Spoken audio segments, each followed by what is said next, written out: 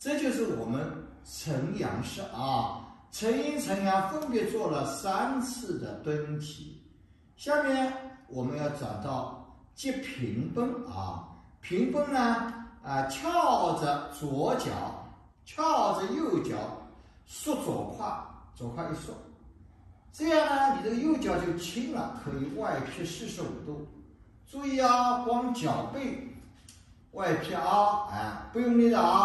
然后呢做下蹲，先脚背，再3脚蹲下去对着左脚的钢丝线慢慢下蹲，这样你这个身段呢就不会向右移动，不会产生右移动也不会产生呢前后动就是像平行步一样蹲下去还要注意什么呢？你蹲的过程呢，手别跟下去，你手跟下去呢，怕栏杆的感觉就没有了，整个门板就瘫掉了。你不跟下去呢，它就制约了门板向前进蹲着，同时呢在左手抱球。好，要做起来了向上呢想蹬面，想走，内走点支撑，撑了以后呢，使门板慢慢折，门板折起来，蹬面就会升起来一直升，升到都直了脚踝的筋开足了，左脚背翘高甚至还没有移动，不能有一点点晃动然后呢再伸蹬面就能收左脚。我们把这个贴着地面收的左脚，收的左脚要平行右脚然后平行的是脚，不是身体你练的时候不能这样，身体动了它是脚是平行的收回来然后再翘着左脚做下蹲下去这个时候容易犯什么毛病呢？容易犯呢，你这个左脚背会丢掉，会丢下去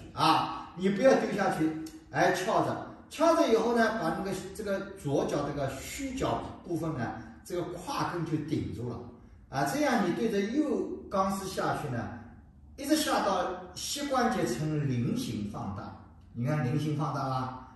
好，然后呢，这个呢，我们把这个叫蹲基步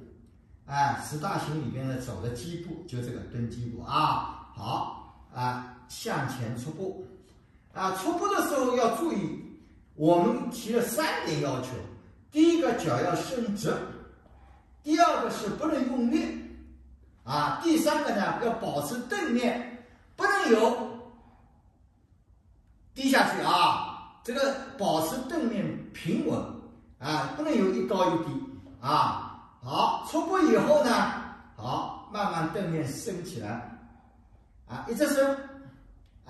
这样就负责交代了一交代就是脚跟和右脚跟和左脚跟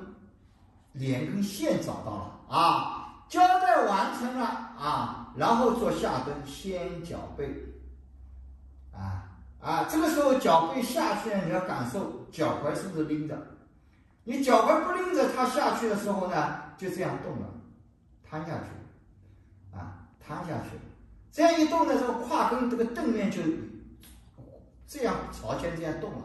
它是光脚背然后再3脚下去的时候要注意什么呢？你的左手要给我支撑住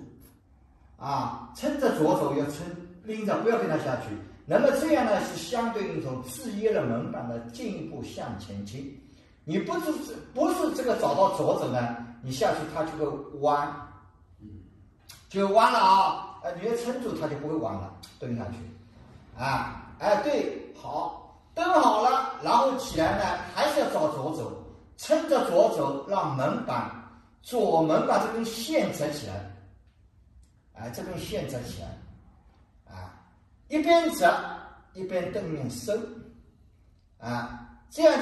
这样就慢慢接近于平奔的状态了好，最后呢，你还要升蹬面怎么办呢？你要想到右脚的钢丝，踩的钢丝你想的时候呢，为什么叫你想呢？你想这个钢丝就会去感受到左胯缩进去的感受。你想到了，左胯就缩着了，蹬面就进步起来，然后在右脚背翘高，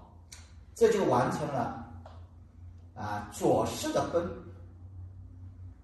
好，接揽切尾好，拎着右胯，你看拎的过程是不是胯在刷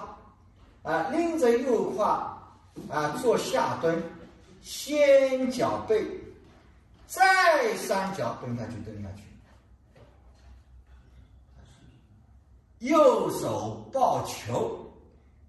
这个蹬下去呢，你这个屁股后面叫裆，像儿童的开裆裤一样，这个裆就会打开了，那么左脚就变灵活了，好，扣进来，扣左脚。好，蹬面起来的时候，你要找到右肘支撑撑着右肘，让蹬面慢慢升起来，这样呢，你这个门板会顺着折起来慢慢起，一直起到起的时候，你记住不能还是在钢丝上，你不能有这样的，这个就到小指这里去了，有些外撑的东西了，你还在钢丝上慢慢起来这个你想的蹬面，它就在钢丝上起来了，完全折了，右脚翘高，收右脚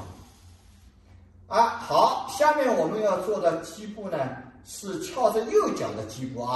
翘着右脚做下蹲基步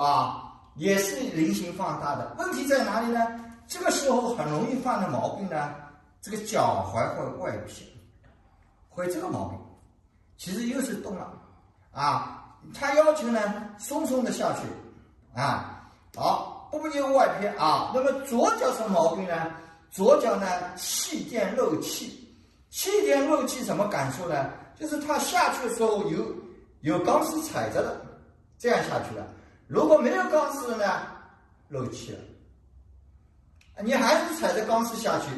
就是脚掌这个点向上顶住，不要给它下去，那就不会漏气了